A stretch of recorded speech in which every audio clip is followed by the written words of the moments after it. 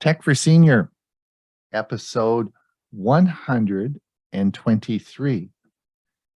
What do you think about that, Hewie?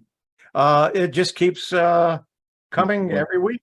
It's been great. Yeah. We keep coming up with ideas to do the show. Yeah. August 1st. It's a long weekend in Canada.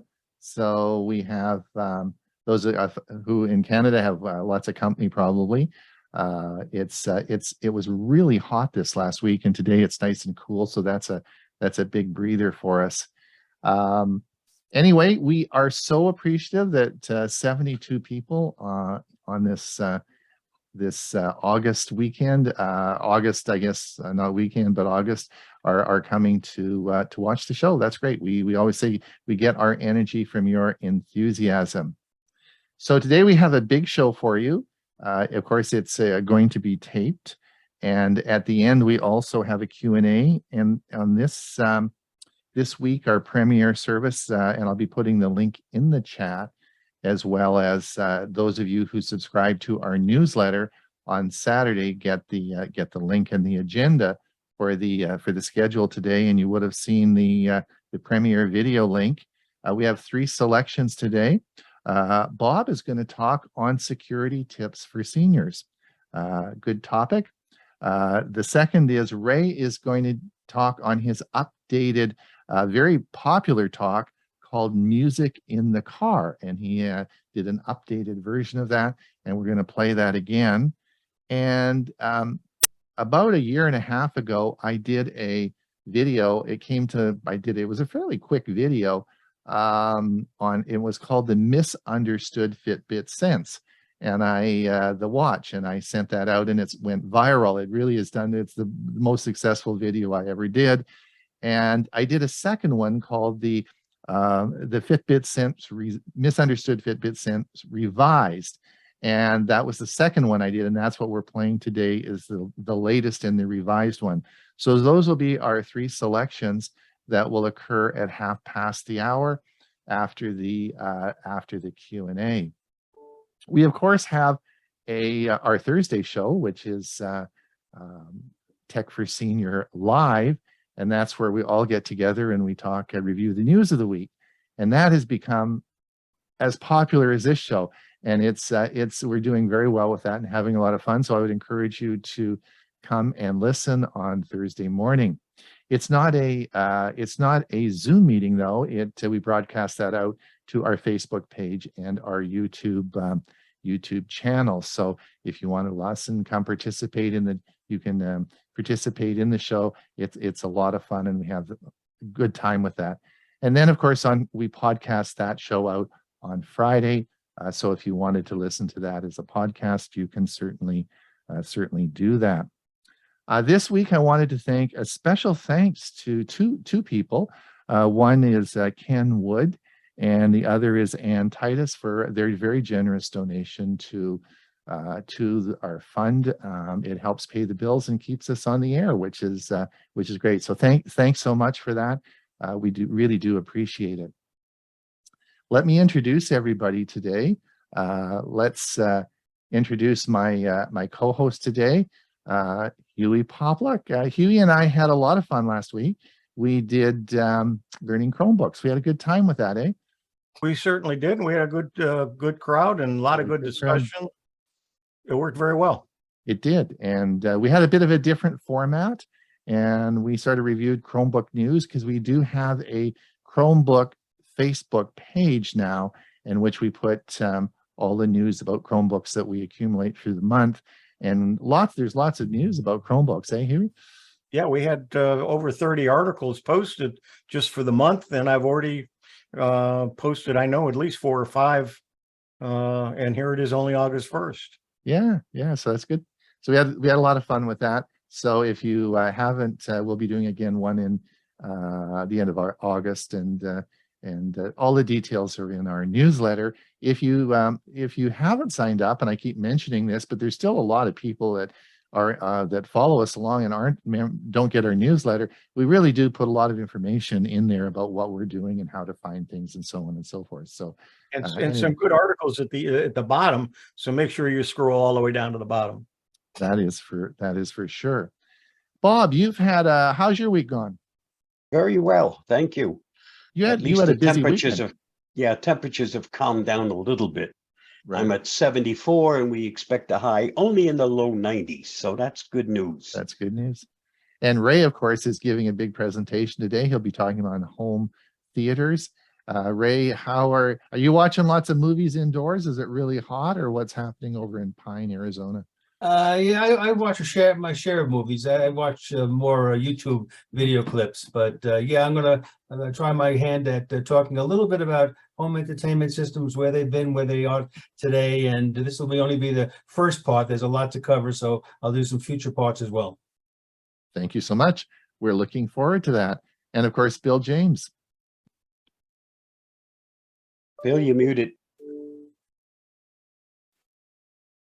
Bill,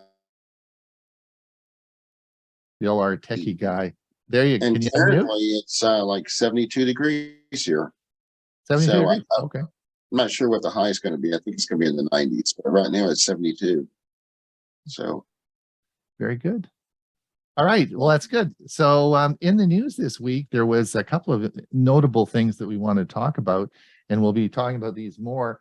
But this morning, it was just announced on the news, and it says, Watch OS 9 gets Canada approval for atrial fibrillation history feature.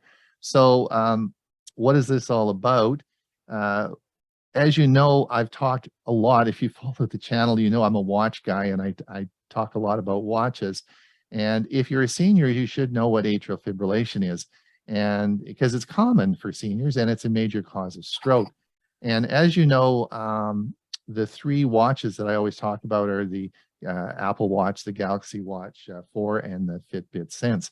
And these all have an ECG feature where you take your ECG and it will tell you if you do not have atrial fibrillation. All right. The problem, of course, being is that a lot of people don't know if they have atrial fibrillation. They don't have any fluttering or anything like that. So it's really hard to determine whether you have atrial fibrillation or not.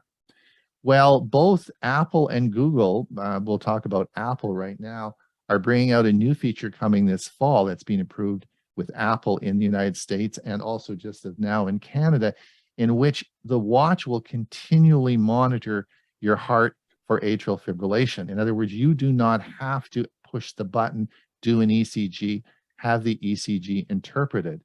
This is going to continually monitor 24/7, and then it will let you know that in the last 24 hours, maybe 5% of your heart rhythm is atrial fibrillation, or 20% or 50%. So it'll continually monitor. This is a huge, huge feature, and it's going to be, I suspect it will be free.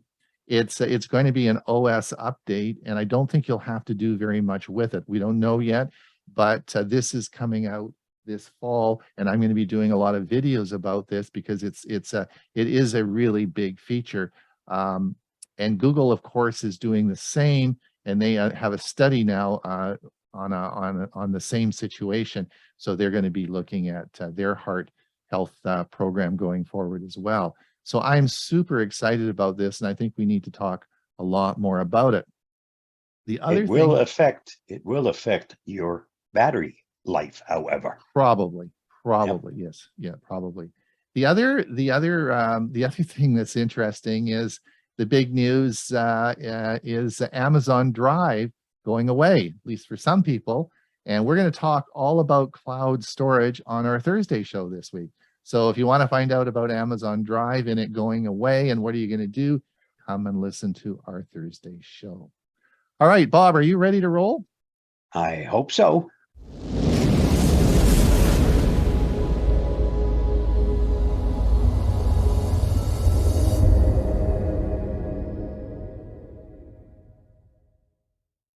Here is the Avast Security News Roundup for the week ending July 29th, 2022. Google backtracks on Android app permissions after outcry. Ever since app permissions were introduced in Android, the Google Play Store has listed all requested permissions on the listings for every app. Google started to hide the permissions section, but now the company is backtracking. Google confirmed this week on Twitter that it had removed the app permissions section on Google Play Store apps listing pages, but the company heard your feedback and has started to bring back the section. More recently, Google introduced a data safety section on Play Store listings, which are like app privacy labels on the Apple App Store, but the information is provided by the app developer instead of automatically generated from the app's code like the permissions list. Even though the permissions data on the Play Store isn't too useful anymore, it doesn't hurt to keep it around. See more at How to Geek. TikTok hints it may have transferred US data to China. TikTok has over 1 billion users worldwide, with over 80 million in the US alone. The platform's rising popularity in the US sparked security concerns over the platform's data use practices. Lawmakers and think tankers fear China could use the social network to spy on the US population and the military. According to a recent report, audio tapes from over 80 internal TikTok meetings at platform's owner, ByteDance, suggest that TikTok misled US officials and platform users with claims that the data is stored in the US and cannot be accessed by employees in China. Read more at Cyber News. Zuckerberg promises to make your Facebook and Instagram feeds even worse. If you feel like your Instagram and Facebook feeds have gotten worse, you're far from the only one. Many users have complained about a significant uptick in the number of posts they're served from accounts they don't follow, courtesy of Meta's annoying algorithm. With so many people deriding this change, you'd think the company would be working to reverse it. Alas, it seems Meta is instead doubling down. In Meta's second quarter earnings call on Wednesday, CEO Mark Zuckerberg made clear that not only is he aware that people's feeds are packed full of posts they didn't sign up to see, but that this is the company's plan. He also committed to make it twice as bad. See more at Mashable. A critical flaw found in popular GPS vehicle tracker. Researchers have discovered 6 vulnerabilities in the MiCadus MV720, a GPS tracker made by Chinese company MiCadus, which had 1.5 million tracking devices deployed across 420,000 customers in 169 countries. The vulnerabilities make it possible for attackers to remotely disable cars, track location histories, disarm alarms, and cut off fuel. The researchers, as well as the U.S. Cybersecurity and Infrastructure Security Administration, have tried for months to engage with MiCadus, but without success. All 6 flaws remain unmitigated and unpatched. These kinds of trackers are notoriously poorly protected, and anyone using them is advised to turn them off immediately until patches are developed. For more, see Ars Technica. Healthcare industry needs cure for data analysis paralysis. In a new study by Syntellis Performance Solutions, 420 healthcare finance leaders were surveyed on their financial outlook and possible plans for adopting analytics tool and advanced technologies in order to overcome the outdated systems and untrustworthy data being used by most healthcare organizations today. The study found that 61% still rely on outdated tools like spreadsheets and inadequate systems for decision making. The researchers behind the study suggest hospitals and healthcare organizations need to smartly invest in data analytics, artificial intelligence, and machine learning tools. For more on this study, see VentureBeat. So where should you store your recovery codes? You've taken steps to secure your digital services by enabling two-factor authentications. But what do you do with the recovery codes a service gave you to gain access if the usual authentication methods is unavailable. You need to keep recovery codes secure, but more importantly, keep them somewhere you'll have access to when you need them. Here are 3 suggestions. Option 1, print out your recovery codes. Option 2, store recovery codes in the cloud. And option 3, keep recovery codes on a USB flash drive. You'll find a whole informative article on this topic at How to Geek. This week's must-read on the Avast blog. Over the past few years, classrooms have moved to kitchens and bedrooms, and playgrounds have been replaced by online video games. The methods for making friends have forever been altered. Internet friendships are often more common than real-world relationships, and the future can only be forecasted as a complex mix of social media posturing, virtual chat rooms, and in-person awkwardness. Read the whole article at the link listed. If you find this video helpful, don't forget to like, share, subscribe, and get involved. And that wraps up this week's Avast Security News Roundup. Stay safe, stay secure, and I'll see you again next week. Bye-bye.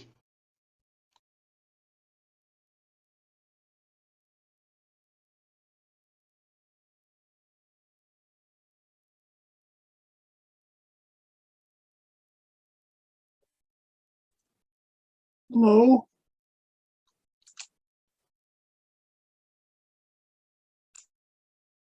Picture in picture. Here's how you can do 2 things at the same time. Here's my little problem this morning.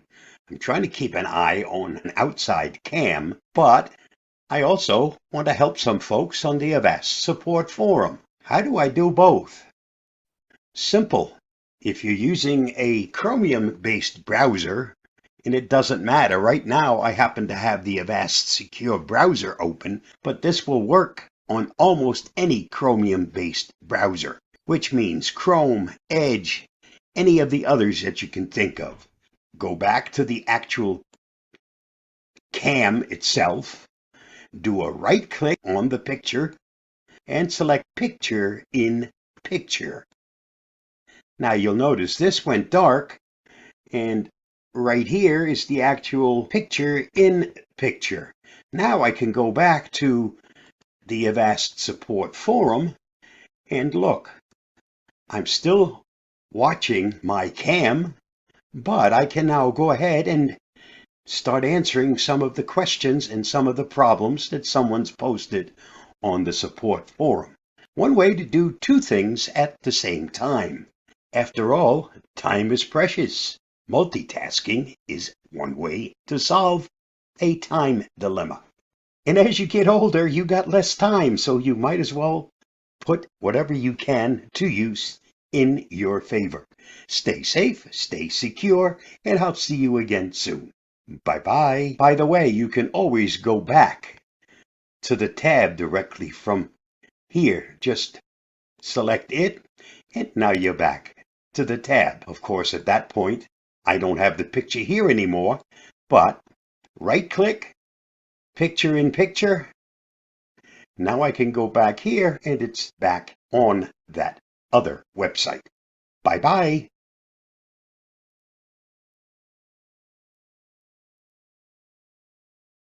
Great advice, Bob. That's I'm going to try. I forgot that. That's great. That's why I wanted you to put that in today. It's multitasking and saving us time. Wonderful. Especially important for old folks who have No, less time time. is short. Time is short. Right. Okay. Listen, I'm looking so forward to this. This is Ray Baxter is going to be talking on home theaters.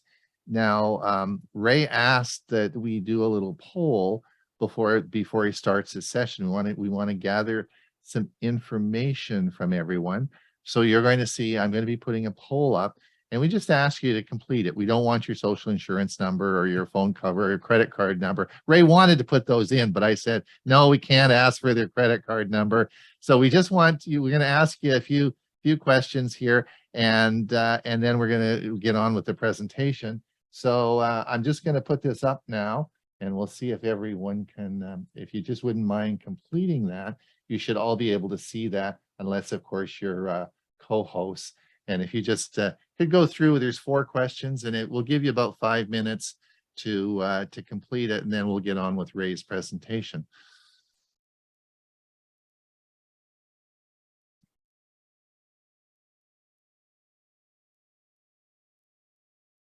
Can everyone see the poll? Yes. Yep. Okay, great. Don't forget, there are more questions, so you scroll down. Yeah, on the scroll down. list. There's 4 questions.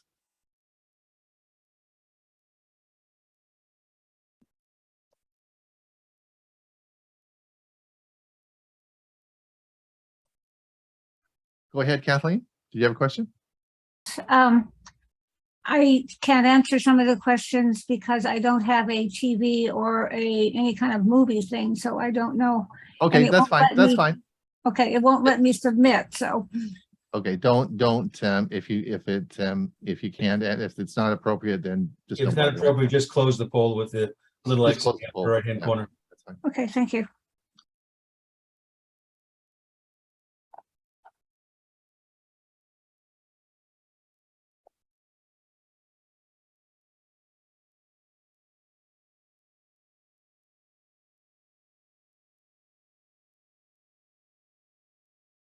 Somebody sing or something while we're waiting. Yeah. Not going to be me. It won't be me Bingo. either. I've got a question on Netflix. I see it's $15.95 a month here in the States, but I heard somewhere, I don't know where, that they were going to start charging for your friends who you allow to use it. Well, they're getting a little more strict on that. Currently, I think there's 5 family members you can split your Netflix account with. But they're supposed to be cracking down a bit on that. But I haven't seen any evidence of that. I know I share it with my family members, and it hasn't really affected anyone yet. So I think maybe coming, but not at present. They're also going to make another tier that's going to have advertising in it. So you're going to be paying a little less money, but you're still going to be paying money, and you're still going to get ads. I never knew how many you were allowed to have, but I know the 5 number that comes to mind is with Microsoft Office. You could have up to 5. Right. So That's if you bought that plan. right. You So can Microsoft Office, you can buy either a plan for 1, or you can add or the family, and that family is 5 additional people, so you can have up to 6 people on that account. Yeah, $99 a year, but now they charge taxes. Taxes don't go to Microsoft, they go to your state. All right, Ray, I think we've done our 5 All right. minutes. I just wanted to let everyone, I think I'm going to share the results so you can see. I think, Ray, if you want to have a look at this. Yeah, here's what I'd like to do. Make sure you save this poll, send it to me, or I'll see if I can figure it out later. And I want to talk about this at our next meeting, as opposed to trying to cover it now, because I want to actually give some more thought to it than just a couple of seconds. Okay, we'll do that. So we'll stop sharing and take it away. All right. Home entertainment systems. Now, this is going to be part 1, which is the evolution of home entertainment. And then I'm going to give you an introduction to the audio video receiver. And let's face it, folks, we've come a long way from one speaker inside a television set. Now, I want to preface that I am not an audiophile. I know there's folks on our session today that have a lot more experience and a lot more knowledge than I do. But let me just tell you where I'm coming from.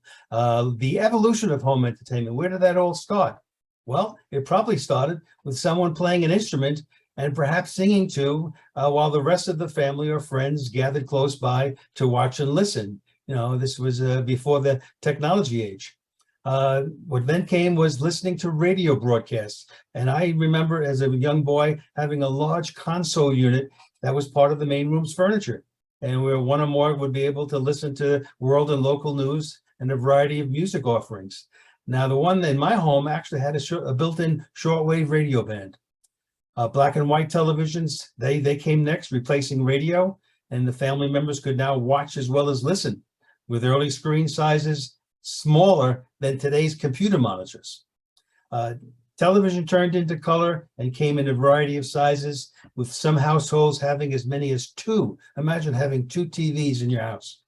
And then the CRT, cathode ray tube televisions became digital, and the rest is a history we've all experienced. So home entertainment has changed. Yes, thanks primarily to COVID-19. There may have been other factors. We are mostly staying at home now to watch movies instead of going to the local theater. There's a trade-off. Instead of watching on a giant screen from far away, we're looking at a big screen television from several feet away. Now, there's many pros to this. Streaming provides thousands of choices, more than the largest movie theater ever could. And you don't have to contend with the couple behind you talking while the movie is playing. Or how about the kids kicking your seat while you're trying to watch the movie? Refreshments are nearby and usually exactly what you're in the mood for. And you can be dressed pretty casually. How about even in your pajamas? And travel time is measured by going from one room to another. Now, there is one big con. Unless you have a quality sound system, your ears are missing the sensory impact that today's modern technologies provide. So this is where the audio video receiver comes in. These AV receivers, in one respect, haven't changed too much from the two functions that were provided at one time when these were separate units, separate components. You have an amplifier, and that takes a small signal and increases it to provide enough power so you can hear sound from your speakers. And then the older standalone receiver, that provided the AM/FM radio tuner, the preamp that was necessary to increase power for a turntable, volume controls, input selections, and more.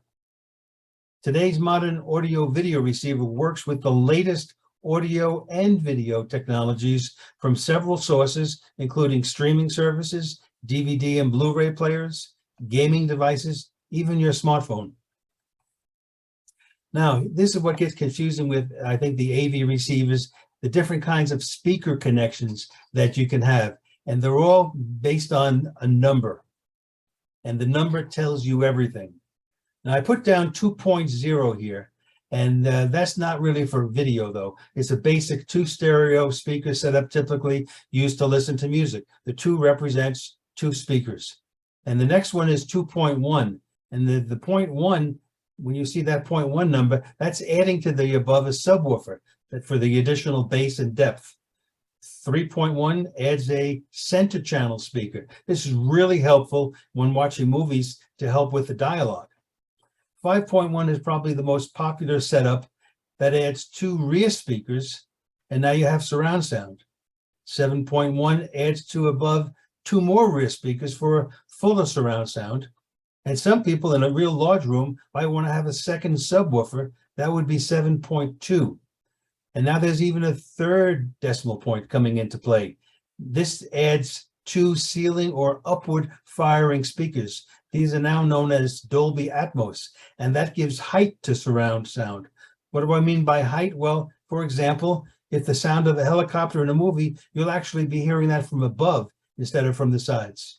So when you're looking at buying an audio receiver, you'll see these kinds of numbers in the description, and that's telling you what that receiver is capable of handling. Now, audio video connections, they went from simple to complex, and now thankfully they're back to simple. You had composite, and we call them the RCA plugs, and you could tell them easily. They were identified by the colors at the end. The red one was for the right speaker, the white for the left speaker, and the yellow for video. No longer used in modern equipment because this setup does not support high definition, the HD picture quality we also much enjoy. You had S video for a while. The S stood for super, and that was an improvement in quality to the yellow, but also does not support HD. And then component came around. This was probably at the beginning of the 2000s. And that was a video quality improvement that required 3 more RCA cable type cables. These colors were blue, green, and red, just to transmit the different parts of a video signal, the color and the brightness.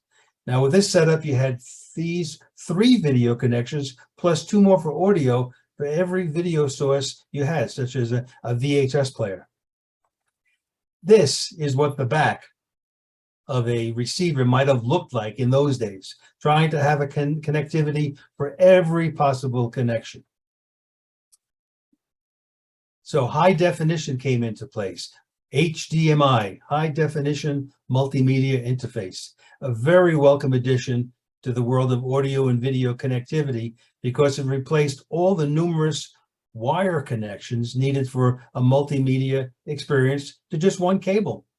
This one cable provides both high definition video and time for a phone call. High definition video and multi-channel audio that is commonly found in today's theatrical movies, and it's a versatile connection which is found on input devices like today's modern smart televisions, as well as output devices that include computers, gaming consoles, Blu-ray, and DVD players. So this is what you should know about the HDMI specifications as a consumer. Now the connectors, there's actually 3 different types of connector. Type A is the one we're all used to, standard, most common full-size connection, but there was a type C known as the mini HDMI, and that was a smaller version, and for a while that was popular on cell phones. And then there's even a type D, the micro HDMI, that goes on very small devices like a GoPro camera. And then the cable types are based on speed needed for sufficient bandwidth. So the standard will work just fine for a full HD experience using the 1080p protocol. You need to get the high-speed cable if you're going to be involved with 4K resolution. And then there's also a cable known as ultra-high speed, and that's for certain 4K and 8K resolution. Yes, 8K resolution is here.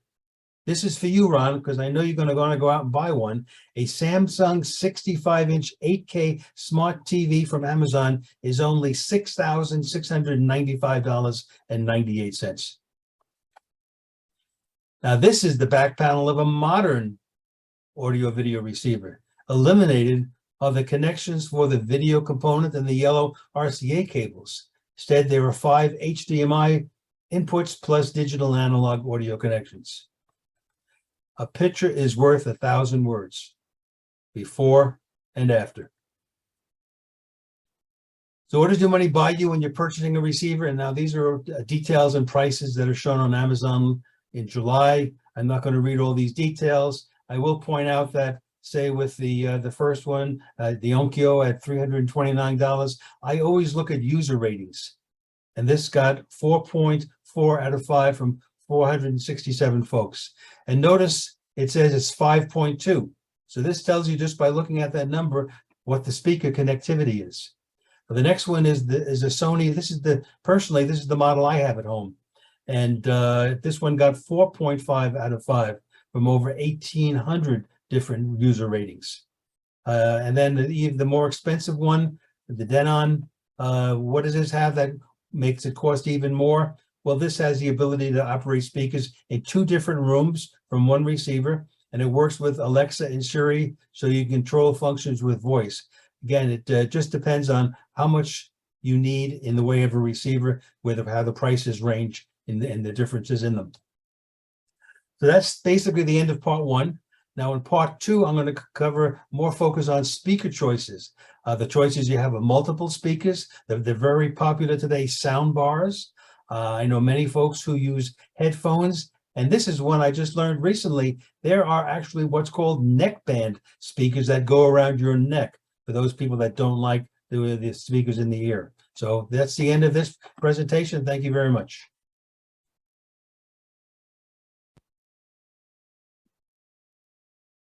Thanks so much, Ray. That was, oh, wow, that's pretty exciting. I had some family here this weekend, and they were watching a football game, and I don't watch much TV, but they switched over to they found that it was being broadcast also in 4K, and they switched over the channel, and then oh my gosh, you could see every blade of grass. It was like unbelievable what 4K really does, eh? Oh, yeah. And that's 4K. Yeah. 8K is twice the resolution. I'm off to Costco. Well, Costco's closed here. Ray, Costco's closed today here, but I'll be there tomorrow. All right. I know you I'm will. on the way. All right. Where is Hewie? Hewie, are you ready to roll? Tech for Seniors present the website of the week with Hewie Poplock. Please like this video and subscribe to our channel. Have you ever wanted to fix an issue with a company and it's difficult to even find a phone number for that company? When you find the phone number, you call them, and then you have to choose between 1, get this, 2, get that, 3, get this. And then once you press that number, then you have more choices. By the time you finish, you're not sure if you're in the right place. And then it says, "We value your business. Please hold, and a representative will be with you shortly." Don't you just love that? I'm Hewie Poplock, and I'm going to tell you how you can fix your customer service issues faster through a website called gethuman.com. Let's take a look at an example using this website to get an idea of what you can find out and what it does for you. Let's type in the name of a company. Let's use GoDaddy, and as soon as we type in a few of the letters, it gives us a sample, and when we click on that, let's examine this page to see what GetHuman will do for us and what we need to be careful of. So, we're looking for a phone number for GoDaddy. They list a customer service number. They say the current wait time is 20 minutes. If you want to skip waiting on hold, you push this button. Let's do that and see what happens. They want you to put in your phone number. So skip hold and get called by GoDaddy.com. The GetHuman phone waits on hold so you don't have to, and calls you when a rep can talk. And it's free. You tell them what phone number to call you back on. They'll start dialing GoDaddy.com, and the estimated time you save by letting them wait for hold is 19 minutes. We build this free tool for customers to skip past phone menus and long waits. We hope you like it. We are often asked why and how we do this. And the answer is easy. For one, we don't think that you should have to wait on hold for long periods of time to talk to organizations you do business with.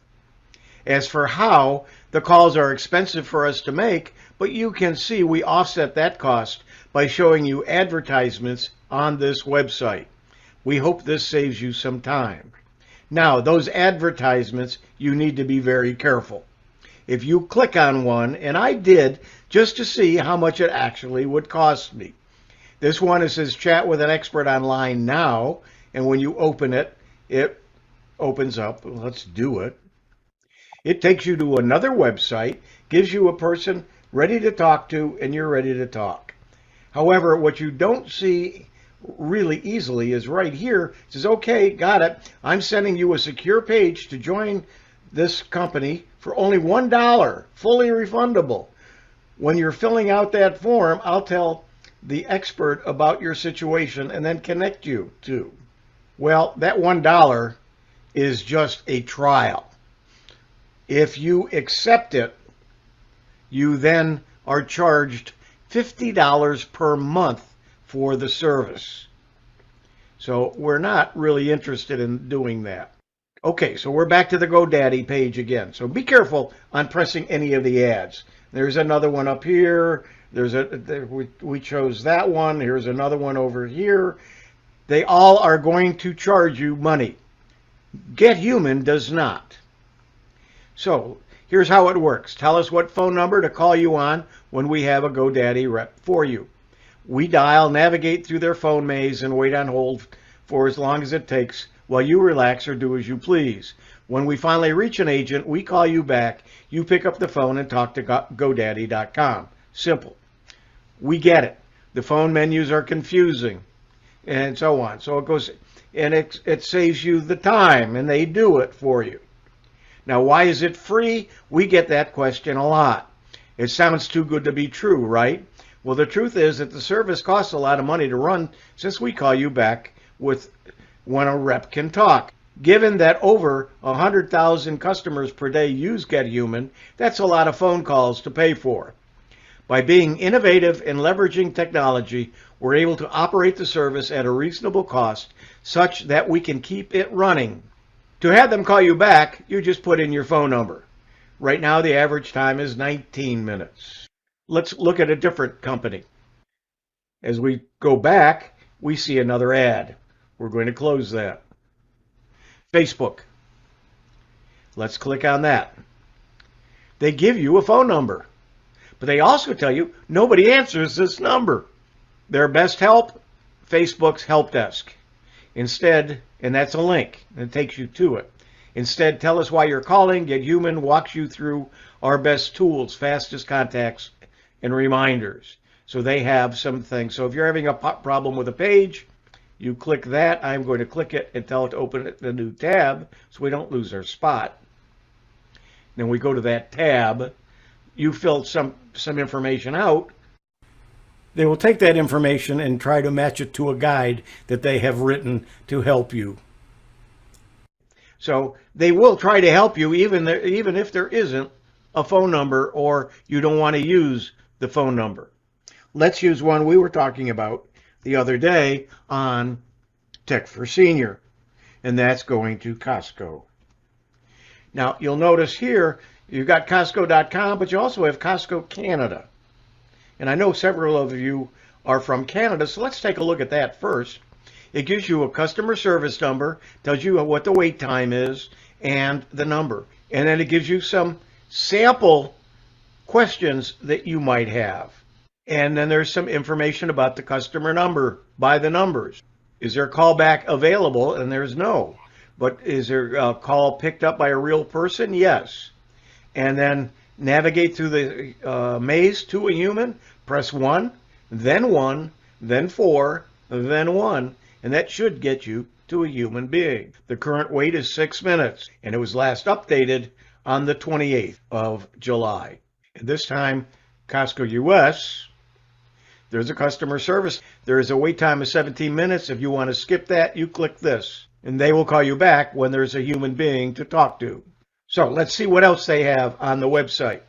As we scroll down, there are all of the most popular phone numbers of several companies here.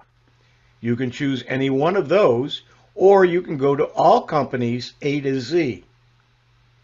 When you do that, you'll see the alphabet is available. They have several pages of them. That way they get an ad in each time you change the page. And down here at the bottom, how-to guides. Let's take a look at how-to guides. These are recently searched companies, and they have guides for them. So if we wanted a Walmart guide, and they have many questions that people have asked, how do I get a refund from Walmart? And they have a guide for that. Notice another ad. There's an ad over here, so you've got to be careful what you choose, but you can read down here, and it tells you the process and the information that you have to have. And again, another ad, or why did GetHuman write, how do I get a refund from Walmart? Because after thousands of Walmart customers came to GetHuman in search of an answer to this problem and many others, they decided it was time to publish instructions. So you can find a lot of instructions and a lot of ads. So there are many guides to take a look at. Here are recently searched phone numbers, and these are some of the major companies that people have been looking for. To help find a company phone number, get right to a rep, GetHuman.com a try. But be careful, don't click on the ads or realize you're clicking on an ad that may cost you money. GetHuman.com, website of the week. I'm Hewie Poplock. Hewie, that is fantastic. Oh my gosh.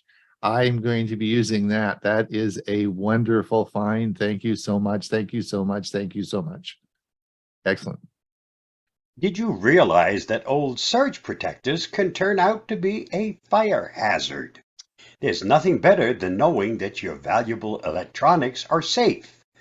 And surge protectors give you that peace of mind for a very low price, but only if you replace them every few years. While the old surge protectors in your home may seem to function normally, they likely offer zero protection for your electronics. They can also become a fire hazard. So how do surge protectors work? Most people use the term power strip and surge protector interchangeably, but a power strip is just a big plastic thing that gives you extra outlets. Surge protectors are much more useful. Not only do they give you extra outlets, but they regulate the amount of power that your electronic devices receive.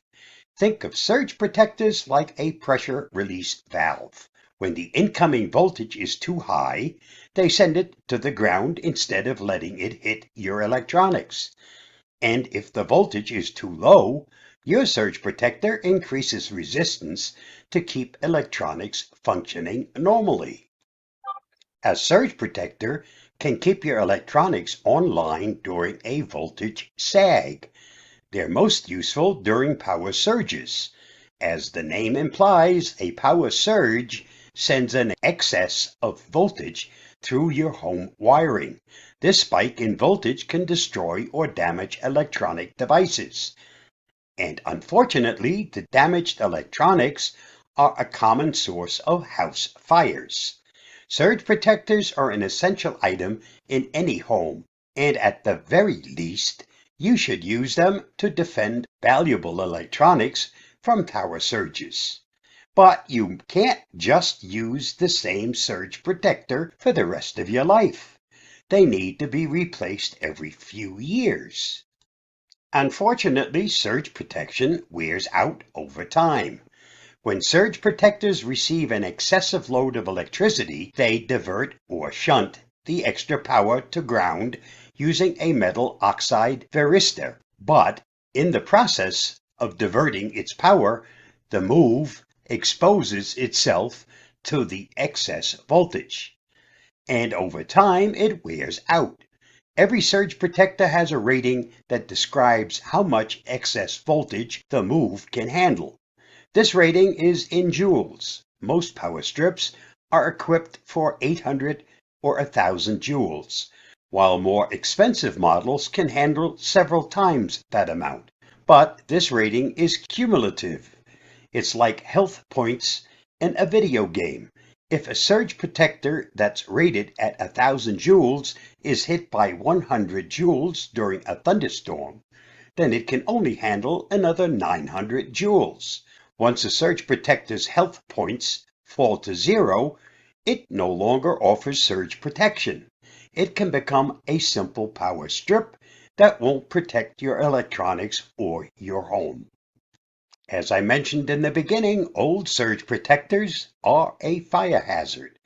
Once a surge protector is used up, it becomes increasingly sensitive to low voltages. And that's a problem, because it will still try to soak up excess voltage and send power to the ground. If it's hit by a large power surge, it may become damaged, which creates a fire hazard. It could also overheat and immediately catch fire. Plus, an old surge protector offers little protection for your electronic devices. These devices may become damaged due to the lack of surge protection, and that damage leads to its own fire risks.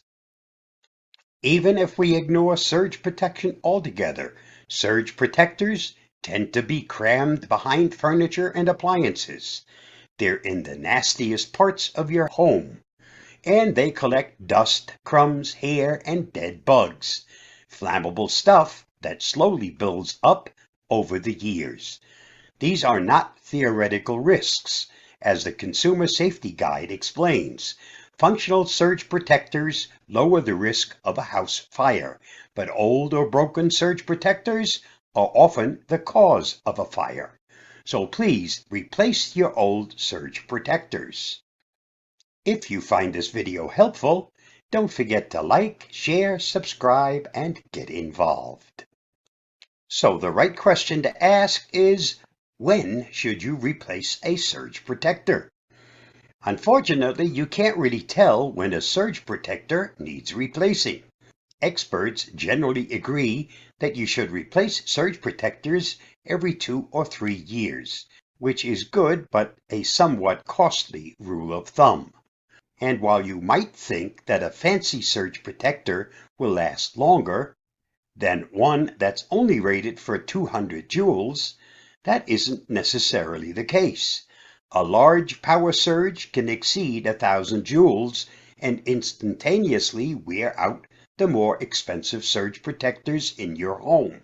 A high joule rated simply provides extra peace of mind, especially for valuable or sensitive electronics. There are some power strips that have a surge protection LED. This light will turn off or turn on to tell you that surge protection is no longer functioning properly. It's a useful feature, especially when paired with sensitive electronics, but it isn't 100% reliable. When you buy a new surge protector, I suggest writing the date on its backside. That way you'll know to replace it when it's 2 or 3 years old. Think about recycling old surge protectors when it becomes time. Every city has its own recycling process. If there aren't any dedicated e-waste facilities in your area, you may need to call your city's waste department for recycling instructions. Or you could use a website to find a recycling location near you. It might be easier to go to Best Buy for electronics recycling. All Best Buy locations offer e-waste recycling and may give you a gift card if you recycle something of value. Be sure to read the detailed article on this topic by Andrew Heinzman at Review Geek at the following link. Stay safe, stay secure, and I'll see you again soon. Bye-bye. Thanks, Bob. Good advice. We need to put a little As my- date on the back of our surge protector. As my wife said, you give good advice. When are you going to follow it in our house? Yeah, good point. Good point. Listen, it's time to say goodbye to all our friends over on YouTube. Thank you so much for coming and listening to us today. Don't forget the premiere service. I put the link in the chat for our service. If you we'll be back same time, same place next week. If you want to come over, we've got room in here for you to participate in the Q&A. We're going to start with Ray's section, music section now. Ray, take it away.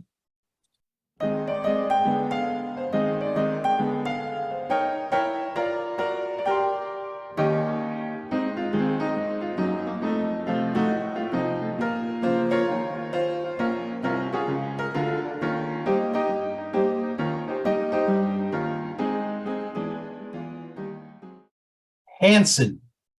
I mean, there's a name. This is a trio of brothers from Tulsa, Oklahoma, and they began their musical career in 1992 when they were ages 12. That was Isaac on guitar, 9, Taylor on keyboard, and going on 7 years of age, Zach on drums. But it was 5 years later in 1997, after signing with Mercury Records, that their best-known hit song, Bop, made its way up the charts. Now, while they may not be very well known outside the music world, Hanson has sold over 16 million records worldwide with 3 top 20 albums in the US. And I think what makes them special in the world of music performers is that they are still singing today. Most boy bands, what's a boy band? Teenage guys singing love songs marketed towards teenage girls. These boy bands tend to age out as their fans mature. But Hanson continued to record new material and more importantly, tour on a worldwide basis. Now, they took control of their recording business and creative freedom when they started their own independent label known as 3CG Records in 2003. What is 3CG? Well, it's an acronym for Three Car Garage, which was what they initially used as a recording studio. Now, you want to fast forward to March of 2019. Hanson is performing at the famed Sydney Opera House in Australia. Now, this multi-venue performing arts center is iconic, one of the world's most famous and distinctive buildings. But it's no secret that over the years, there have been numerous complaints from attendees as well as musicians about the poor acoustics in both the opera theater and the concert hall. Notwithstanding this history, Hanson decided to sing the Bee Gees song, Too Much Heaven, without microphones and without instrumentation. In other words, a cappella. Is it more than a coincidence that Hanson picked a song by another band of brothers? Trivia for today, the name Bee Gees is taken from the initials for Brothers Gibb. Now, I've edited the YouTube clip and removed the before and after dialogue so it would meet our usual time constraints. And I've also included here a link to the original Bee Gees version, which is a beautiful song in itself. So let me make one change here. Thanks, Ray. That's Gail and I attended a concert at the Sydney Opera House many years ago, and it is a spectacular building. Unbelievable. Well, we've done it. We've done it another week. Eh? We did it another session, 123. Thanks everyone for coming. Thank you so much for being here. As I said, we really do appreciate it. The premiere service will be starting in 1/2 past. Of course, this will be taped, and when I finish this afternoon, it should be up later on, so you'll see the edited version. So please watch that. We also are going to have a great show lined up for you on Thursday, so please come and listen to Tech for Senior live on Thursday. Well, we're going to open it up now for Q&A. I know there were some questions that came up through the show. We like to keep the questions at the end so that we can end on time. So we'll open it up now. If you want to comment, you have any questions, then just put your hand up. If you go down to the bottom and hit that little reactions button, you can raise your hand, and that pops you up on our top of our screen here, and we can see who you are. If you want to ask some questions, that's great. Bob, just before we get, I had a comment to you. I keep my 5 little secure codes laminated in my wallet behind my driver's license, because there's no good on a flash drive, because I'll never remember where the flash drive is. And if I have it online and I'm in Singapore, where am I going to find it? So if it's in my wallet, it's on me, and it's I guess I shouldn't be telling everybody this, but it's behind my driver's license laminated in my wallet. Unmute yourself, Bob. I do the exact same thing. Mine isn't laminated, but it's still behind my wallet. Yeah, there you go. So did you have a comment or a question or what? Yes, on the Get Human.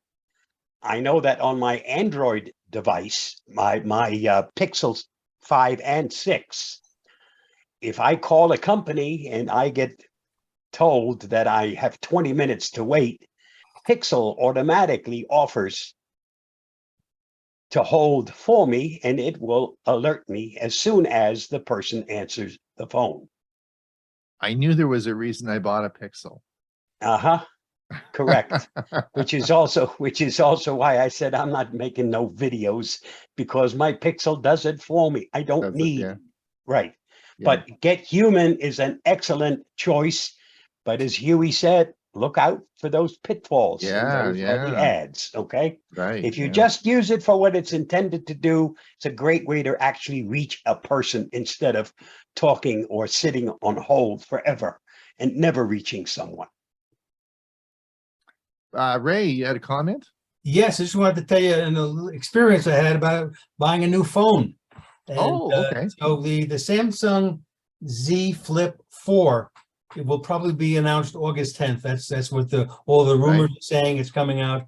This is a flip phone. I've always wanted to get a flip phone, but never pay $1,000 or $1,100 or more, which was the price.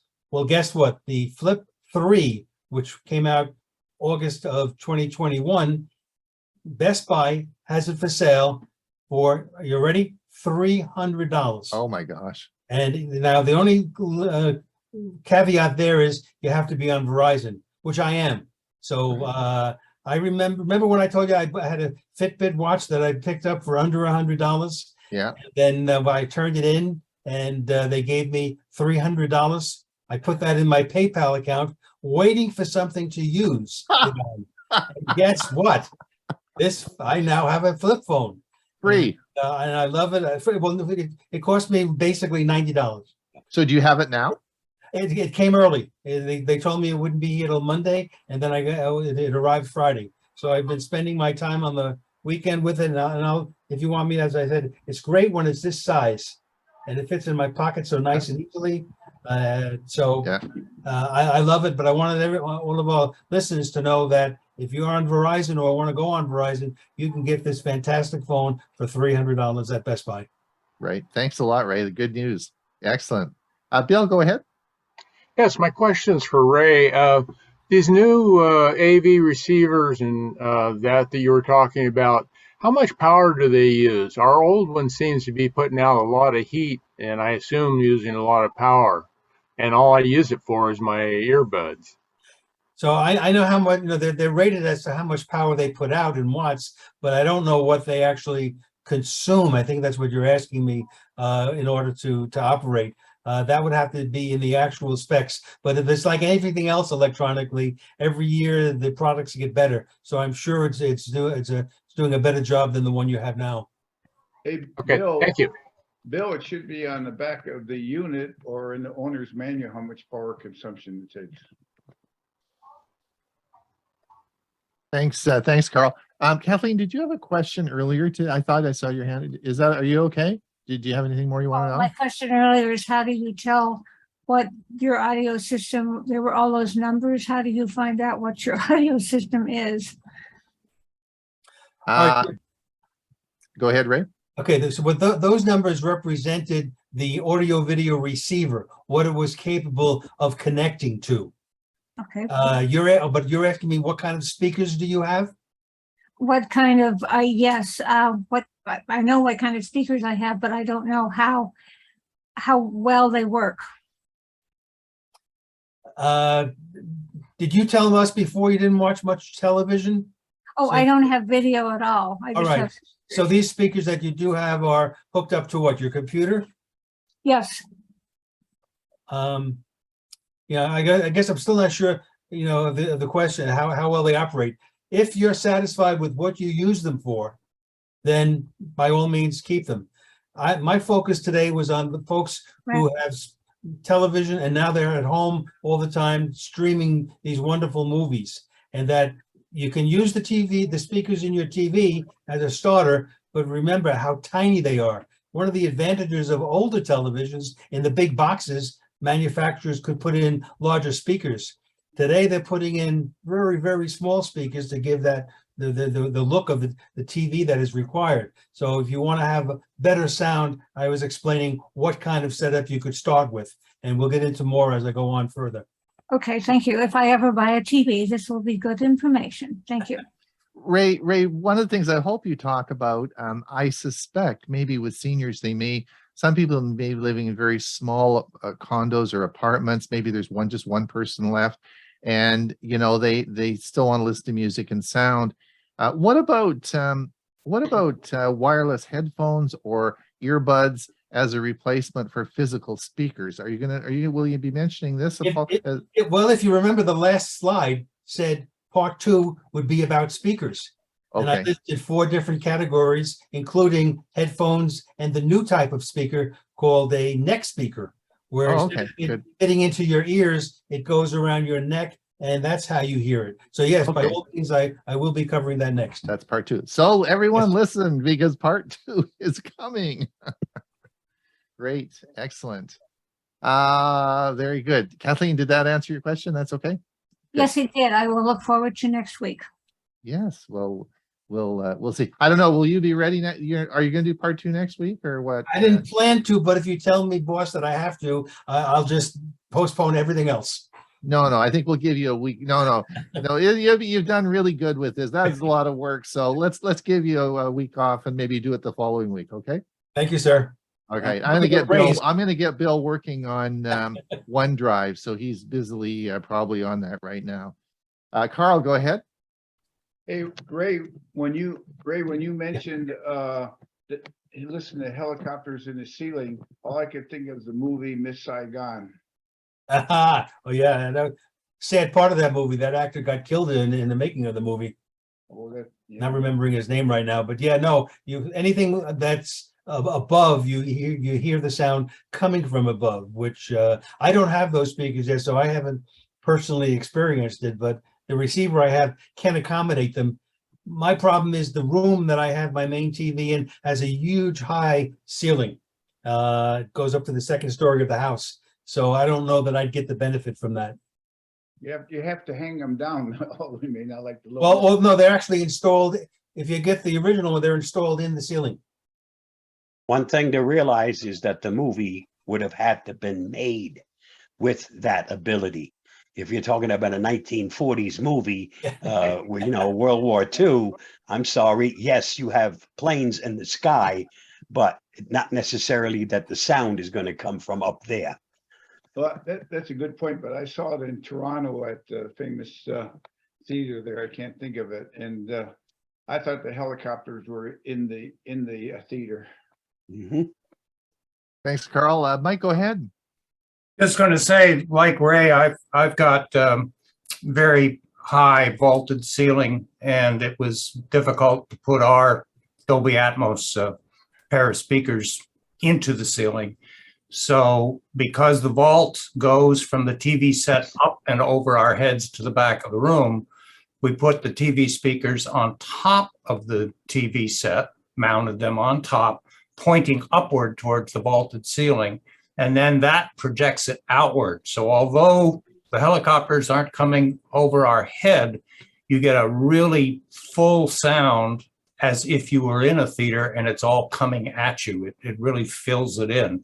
Where before I had those two speakers, we had them behind us and it gave us some rear, but this really is quite an effect. Then thank you. That's good to know, Mike, because I know they call them the upward firing speakers. And right. They actually look into that now. Thank you. Thanks, Mike. Go ahead, Greg. Yeah, I think the actor that was killed in Miss Saigon was Vic Morrow. That is correct. And if you look at the settlement, I think it was mega bucks. Yeah, probably. Thanks, Greg. Jim, go ahead. I have a Google question.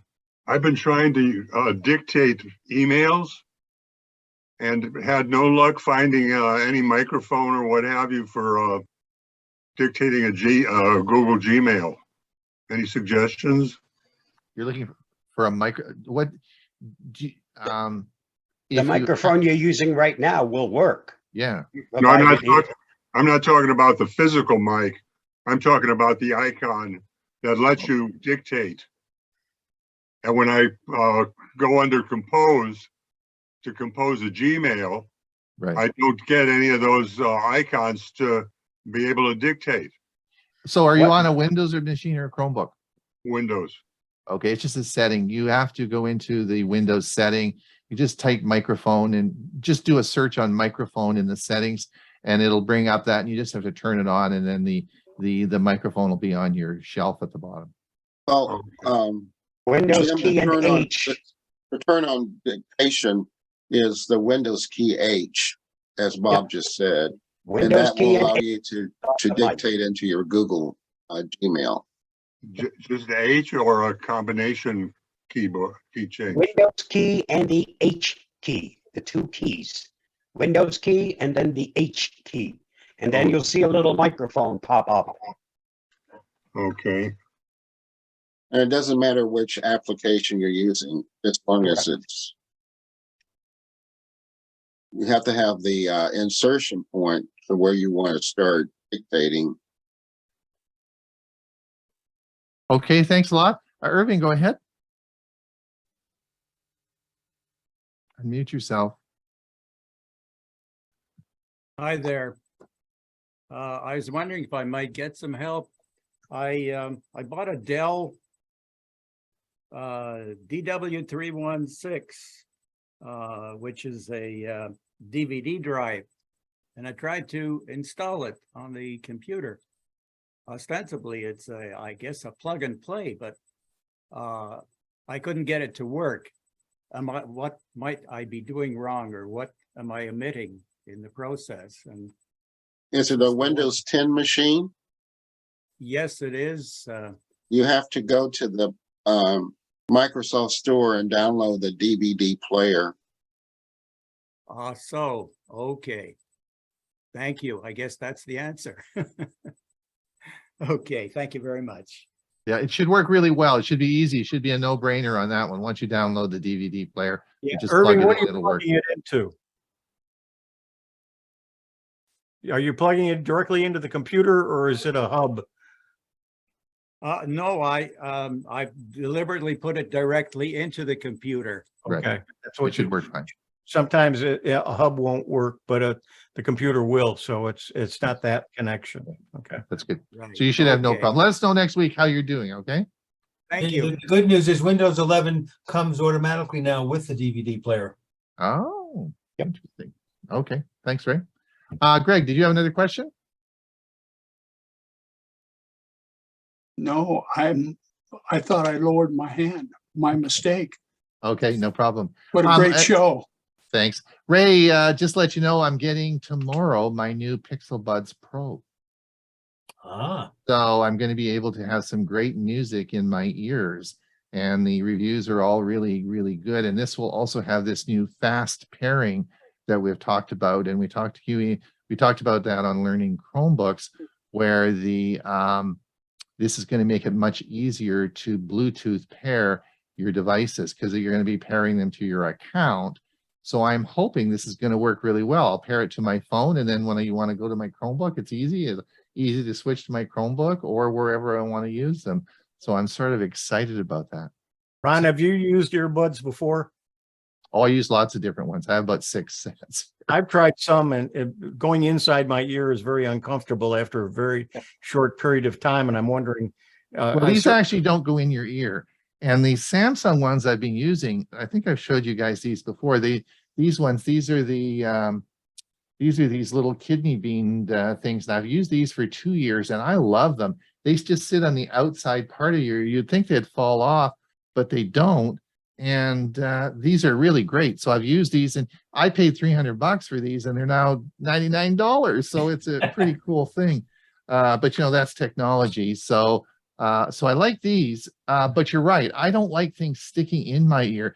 But the reviews that have come out on the Pixel Bud Pros is that, well, it sits in the outside of your ear, and it doesn't actually go inside. There is a little tube, but it doesn't actually go inside your ear. So the reviews have been great. So I'll let everybody know next week when I get them. and you don't have to have a Pixel phone to use them. Is that correct? No, you don't. But there are some features that work better if you do have a Pixel phone. And so I'm going to say, you know, I've got the Galaxy 4 watch that I can't use a lot of the features because I don't have a Samsung phone. So I'm going to say I'm going to get my money's worth out of this Pixel phone now, because I'm going to have my Pixel earbuds. But we'll tell everybody about that later when I get them.